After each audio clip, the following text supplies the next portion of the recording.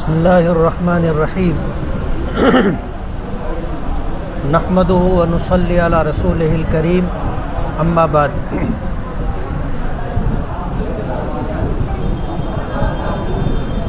नवंबर 2024 का इलेक्शन होना है।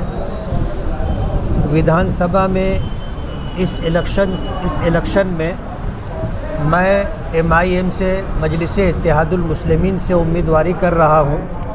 हमने अपनी मशवरे के बाद जो प्रोग्राम तरतीब दिया है वो प्रोग्राम ये है कि कल से हम अपना प्रचार डोर टू डोर शुरू कर रहे हैं।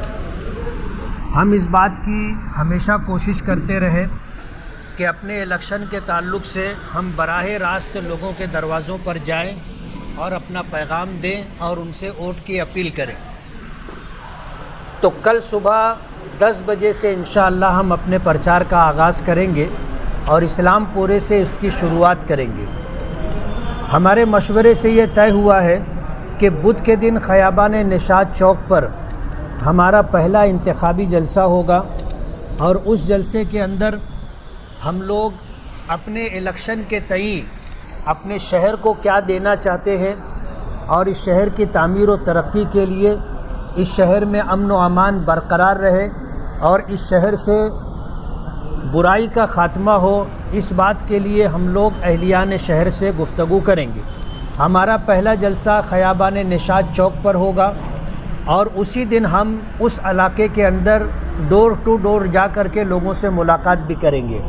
हमारा दूसरा इंतखाबी जलसा जुमा के दिन सैलानी चौक पर होगा और सैलानी चौक के इलाके में भी हम लोग अपने जो तरीक़ाकार है जुमेरात और इसी तरह जुमा, हम अपने जो है घर घर जा कर के जो प्रचार करना चाहते हैं उस इलाके में अपना प्रचार करेंगे।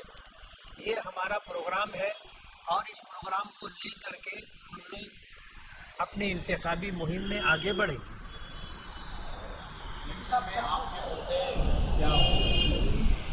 इलेक्शन में हमारा सबसे बड़ा मुद्दा अच्छाई और बुराई इस शहर को समझाना है।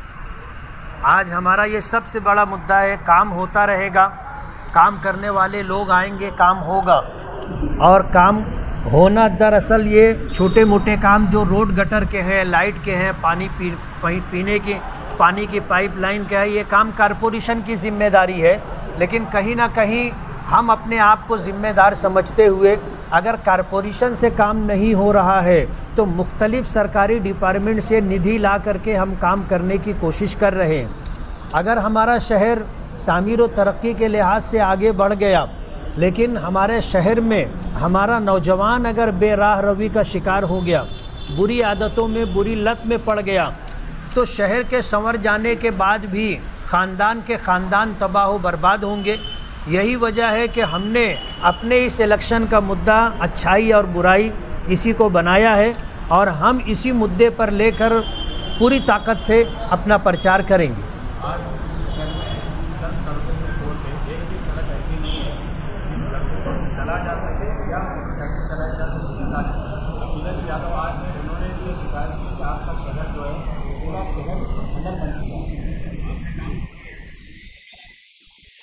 ये जिम्मेदारी कारपोरेशन की है। कारपोरेशन जब अपने शहर से टैक्स वसूल करती है तो टैक्स वसूल करने के बाद पूरे शहर के रहने वालों को बुनियादी सहूलत फराहम करना, जिसमें रोड है, गटर है, पीने का पानी है, लाइट है, हेल्थ है और इसी के साथ एजुकेशन है, ये सारी जिम्मेदारी कारपोरेशन पर आती है। और हम यही चीज़ लोगों को बताना भी चाहेंगे कि कारपोरेशन में जो लोग 7.5 साल तक कंटिन्यू बरसरे इक़्तिदार रहे, अगर 7.5 साल के अरसे में शहर में अपनी ज़िम्मेदारी महसूस करते हुए कारपोरेशन में मेयर की चेयर पर बैठ करके अगर मालेगांव के रोड रास्ते बना दिए होते तो लोगों को शिकायत करने का मौका नहीं मिलता। एक MLA जो होता है आज उसको 5 करोड़ रुपया सालाना बजट मिलता है, जबकि पहले 2 करोड़ था, फिर उसको बढ़ा करके 3 करोड़ किया गया और फिर उसके बाद बढ़ा करके उसको 5 करोड़ किया गया। जाहिर बात है इस तरह जो निधि मिली है वो निधि ऐसा है जैसे ऊँट के मुंह में जीरा, शहर का कामकाज इससे कितना हो सकता है, आप जिस लाइन में हो इस बात को अच्छी तरह समझते हो। दुख की बात यह है कि जो लोग 7.5 साल बरसरे इक़्तिदार रहकर इस शहर को बनाने संवारने के जिम्मेदार थे, उन्होंने अपनी जिम्मेदारी पूरी नहीं की और एक एमएलए से 5 साल का हिसाब मांग रहे। हम अपने पूरे शहर को ये बात भी बावर कराएंगे कि हिसाब किनसे लेना चाहिए और इन कामों का जिम्मेदार कौन था। हवा चलती रहती है, मैं अपना मालेगांव शहर छोड़ता हूँ, प्रोग्राम बन जाता है, मैं इस पर मज़ीद कुछ कहना नहीं चाहता। हमने अपना प्रोग्राम डिक्लेयर कर दिया है और यही हमारा जवाब है। फॉर्म के ताल्लुक से हम लोग की तैयारी है और हम लोग बैठेंगे ज़िम्मेदारान, हमारी तैयारी मुकम्मल हो जाएगी। हम आप हजरात को याद करेंगे और अपना प्रोग्राम अगला आपके सामने आपके ज़रिए से पूरे शहर तक पहुंचाने की कोशिश करेंगे और जिस दिन हमारी तैयारी हो जाएगी उसके अगले दिन इंशाअल्लाह हम अपना फॉर्म भर देंगे। मास्टर स्ट्रोक को लेकर क्या कहें? मास्टर स्ट्रोक को लेकर क्या कहें? मास्टर स्ट्रोक क्या है आप समझ सकते हो, पूरे शहर ने उसका अपोज किया है। मालेगांव शहर मस्जिदों का, मदरसों का और एक लिहाज से अगर देखा जाए तो मुसलमानों का बड़ा शहर होने की वजह से एक बहुत बड़ा दीनदार तबका अल्हम्दुलिल्लाह हमारे शहर में रहता है।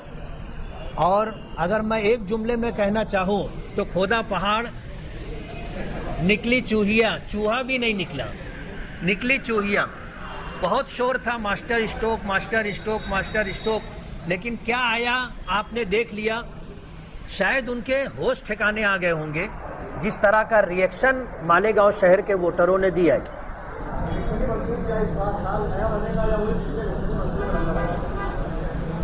बात यह है कि जो सत्ता में होते हैं उनके लिए भी इस तरह का कामकाज करना मुश्किल हो जाता है। हम अपने शहर से कोई झूठा वादा नहीं करना चाहते। हम ये चाहते हैं कि हम अपने शहर की ज़रूरत के पेश नज़र जो काम होगा उस काम को करवाने की पूरी कोशिश करेंगे, चाहे वो काम हमारे मंशूर में शामिल ना हो।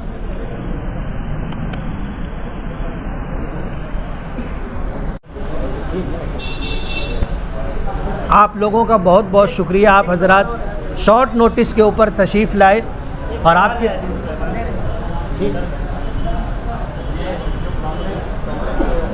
हर बार आपने मालेगांव छोड़ा, क्या इस बात में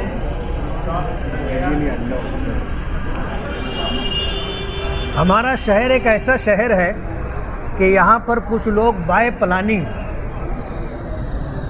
ऐसे हालात पैदा करते हैं कि चिड़िया ने भैंस उड़ती हुई नज़र आती है। ऐसा हवा बनाया गया कि पूरे शहर के अंदर एक अजीब सी सूरत हाल थी, लेकिन हमारे लिए सियासी तौर पर बहुत अच्छी थी कि जिन दिनों मैं शहर में नहीं रहा उन दिनों कम से कम मेरा चर्चा तो ज़ोरों पर रहा।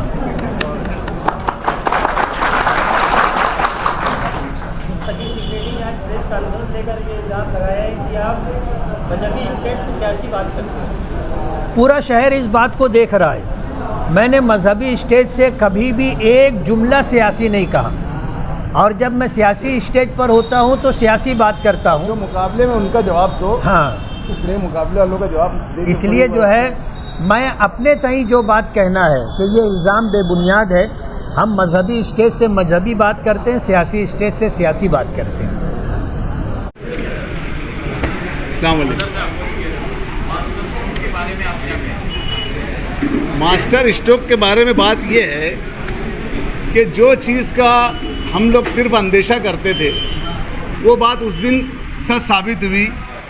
जैसा कि माजी आमदार अपने आप को बहुत दूर अंदेशी से बताते कि मैं बहुत दूर अंदेश से सोचता हूँ, तो उस चीज़ को उन्होंने वहाँ साबित करे।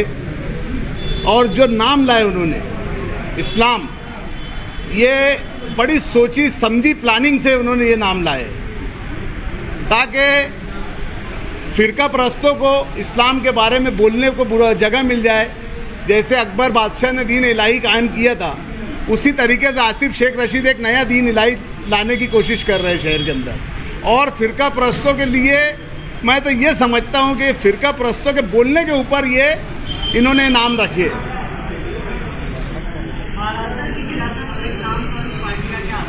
महाराष्ट्र की सियासत हो या हिंदुस्तान की सियासत में हो, ये नाम के ऊपर हमारा दीन हमको क्या बोलता है कि किसी के दीन को तुम खराब मत बोलो, किसी के दीन को बुरा मत कहो, इसलिए कि कोई तुम्हारे दीन को बुरा बोलेगा। तो अब इन्होंने जो नाम रखा है, ये एक प्लानिंग के तहत नाम रखा गया है कि लोग डायरेक्ट इस्लाम को नहीं बोलेंगे, इस्लाम पार्टी को बुरा भला बोलेंगे। आज उनके ताल्लुक से फतवे जाहिर हो रहे हैं। अगर वो समझदार होंगे तो उलमाओं से जिनको घिन आती थी वो वापस आगे हो जाए, उलमाओं के पास आ जाए और सही रास्ता ढूंढ ले।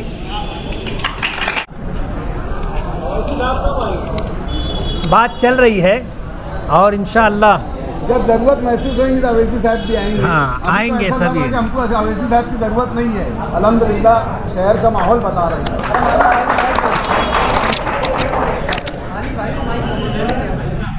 बस ना हो गया, बोलोगे नहीं बस साहब ने बोल दिए, हो गया।